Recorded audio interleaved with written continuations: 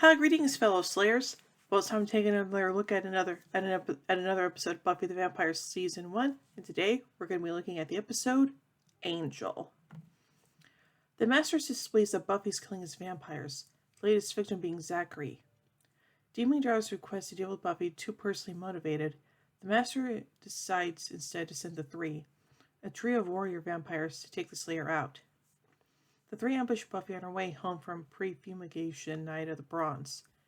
Angel, whom Buffy at first suspects is the only one stalking her, shows up at a critical moment, but is wounded, helping the Slayer break out of a dicey triple hold. Buffy abandons the fight and helps Angel run to her house, yelling at him to get inside. With the three on the other side of the door, Angel explains that a vampire can't enter someone's home unless invited in. Buffy recalls hearing that, but tells Angel she's never had to put it to the test before. As Angel removes his jacket and shirt so Buffy can dress his wound, a tattoo on his back is revealed. Buffy thanks Angel for his help and asks how he happened to be so close by. Buffy's mother, Joyce, comes home from working late, so Buffy flies to the front door to be sure Joyce is safe and that no vampires get in. She tries to coax her to go up to bed immediately. Angel, now with the shirt and jacket back on, comes into the hall to meet Joyce. Buffy claims Angel's a college student tutoring her in history. Once the mildly skeptical Joyce goes upstairs, Buffy pretends to send Angel off, but instead sneaks him up to her bedroom. Angel says he doesn't want to get her into any more trouble, but Buffy replies that she doesn't want to get him dead. They discuss throwing rooms one bed, and Angel insists on taking the floor, whereupon Buffy sends him to the window to see whether the Fang gang is still lurking, so his back will be turned while she changes. Buffy asks why Angel, not being the chosen one, elects to fight vampires. She wonders what his family thinks of his career choice, so he says, they're dead. Buffy asks if it was vampires that killed his family. He replies, it was. Buffy theorizes that hunting vampires is some kind of vengeance gig for him, but Angel changes the subject. They settle down for the night in their respective spots. When the gang hears about the events the next morning, Xander protests that Angel is trying to seduce Buffy by saving her life and getting stabbed. Rupert Giles identifies the armored vampire trio and reassures everyone that the three are no longer a threat, so they must offer their lives to the Master in penance for failing their mission. Indeed, the Master allows Darla to execute the three, as an object lesson in the use of power for Colin, the Anointed One. Returning to the library later that day, Buffy begins weapons training. She is disappointed when Giles requires her to start with a quarterstaff rather than the cool crossbow, but easily defeats her watcher staff to staff and progresses to crossbow training. Returning home, Buffy brings some supper for Angel, who has waited out the day in her room. Buffy asks Angel how he passed the time, who replies that he did a little reading, a lot of thinking. Buffy notices her diary is skewed and agitatedly explains why. It agitatedly explains away entries that reveals her crush on A. Angel stops her and explains in turn that Buffy's mother moved the diary while straightening up. Angel swears he didn't read it. He then confesses that he doesn't think he should be around her, because all he wants to do is kiss her. As Buffy approaches him, Angel explains he's older than she is and that he should go. Buffy and Angel take a step toward each other and kiss. Suddenly, Angel pulls back with a snarl. When he turns back to her, his demon face reveals the truth. Angel is a vampire. Buffy screams and Angel escapes through the window. Joyce rushes in the bedroom and asks what happened, but Buffy says that she saw a shadow. Bring her friends up to speed before school the next morning. Buffy wonders why Angel seems good to her. Giles insists there are no good vampires. A vampire, lacking a soul, is not even a person. Xander urges Buffy to slay Angel. Returning to his apartment, Angel becomes aware of an intruder, but seems a little surprised to see Darla. She taunts him, telling him humans will never accept him for who he is, but replies that he is no longer accepted by vampires either. Meanwhile, Giles researches Angel's history and knows the particularity that, even though this vampire was previously well known as a vicious killer and jealous, he apparently was shunned the company of other vampires since going to America and stopped preying on humans. Meanwhile, in the Master's lair, Darla insists that she be allowed to kill Buffy. The Master concedes upon hearing Darla's plan to use Angel as her weapon. Later that evening in the library, Willow's having a hard time tutoring Buffy on the history of the Civil War, since they are both distracted by gloom over boys. Buffy because she doesn't want to slay Angel, and Willow because she wants to attract Xander. Lurking in the stacks, Darla eavesdrops before going to Buffy's house, where she haunts Joyce, inviting her in by claiming to be yet another study buddy of Buffy's. Prowler of Buffy's house himself, Angel hears Joyce's crying and rushes in just as Darla begins to drink from her. Daring him to drink too, Darla shoves the now unconscious Joyce into Angel's arms and escapes out the back door. Buffy arrives to find Angel in this position with her bleeding mother. She throws him out of the house, then calls for an ambulance. At the hospital, Buffy, Giles, Willow, and Xander try to help Joyce reconstruct events, and she says her last memory is of inviting Buffy's study friend inside. Buffy misunderstands, thinking Joyce means Angel rather than Darla. Leaving her mother in the care of friends and doctors, Buffy races to the library, takes the crossbow for the weapons locker, and storms out into the night. At Angel's apartment, Darla tells him how easy it was to poison Buffy against him, exhorting him to kill or be killed. Meanwhile, Giles talks further with Joyce and learns enough to realize that it was Darla, not Angel, who bit her. Well, duh. With Xander and Willow in tow, he rushes to find Buffy to warn her of the trap.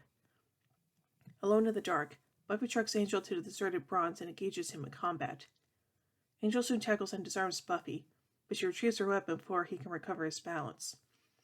The Slayer shoots wide and her bolt hits the wall beside his head.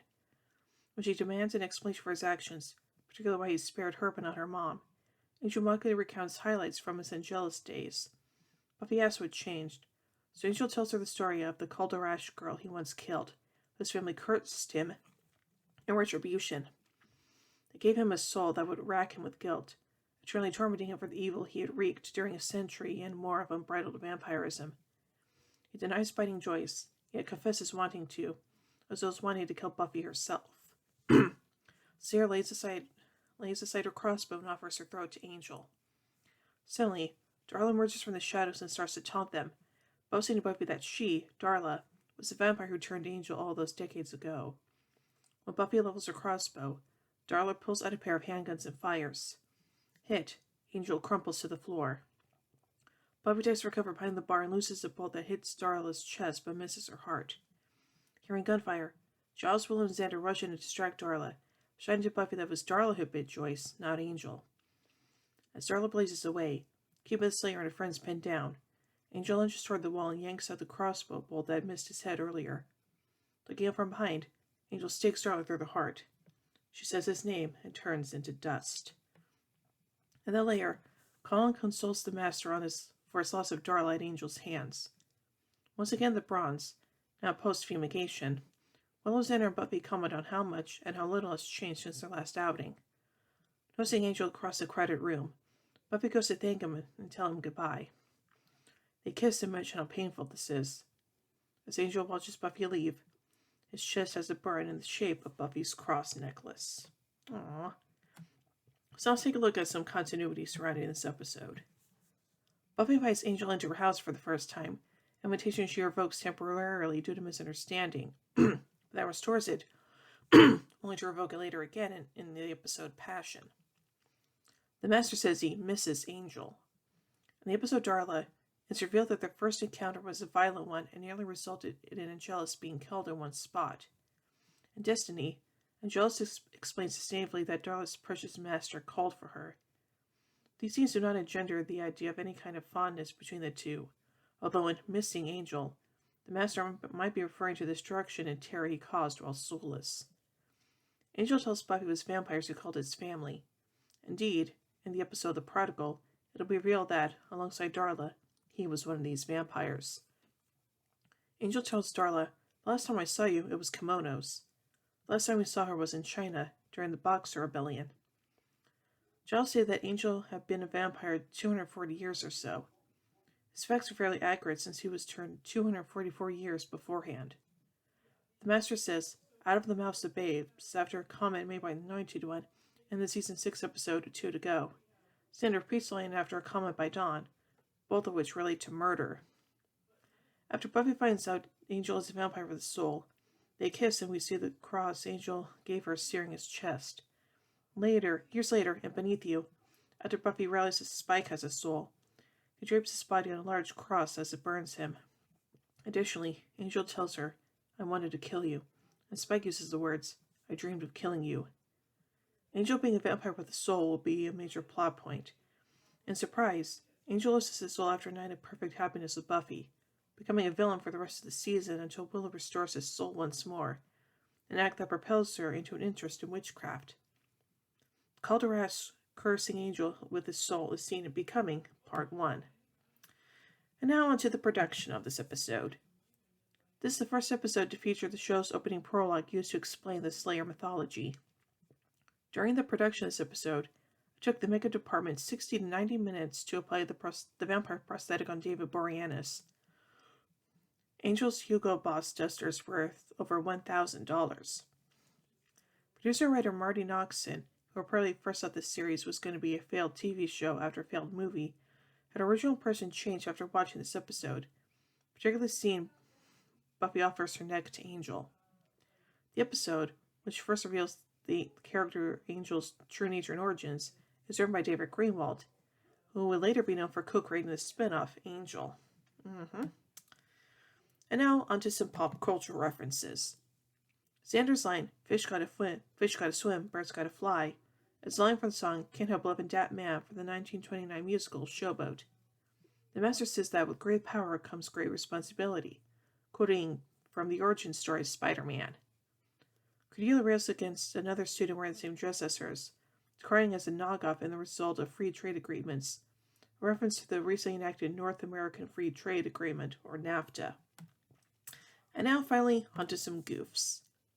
When Buffy and Angel are being chased by the three, one of the vampires manages to get his hand into Buffy's house as she closes the door, despite not having an invitation to enter.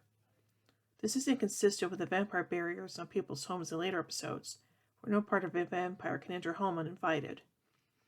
In the final scene, in between Buffy, when Buffy leaves and Xander and Willow leaves Cinderella and then talks to Angel, her hair and lipstick have changed. When Darla's spying on Will and Buffy's conversation library, her reflection can be seen on the bookshelf next to her, despite the fact that vampires don't have reflections. Angel mentions to Darla that the last time we saw her, it was kimonos, referring to their time in China during the Boxer Rebellion. However, kimonos are a form of Japanese traditional clothing which closely resemble, and in fact based off of, the Chinese hanfu. I did not know that. So this is a pretty good episode. I like the fact that we get a little bit of Angel's origins here. So, yeah. So overall, I give the episode Angel 4 vampire steaks out of 5. Why don't you tune in tomorrow as we take a look at I, Robot, You, Jane. So, until then, see you everybody.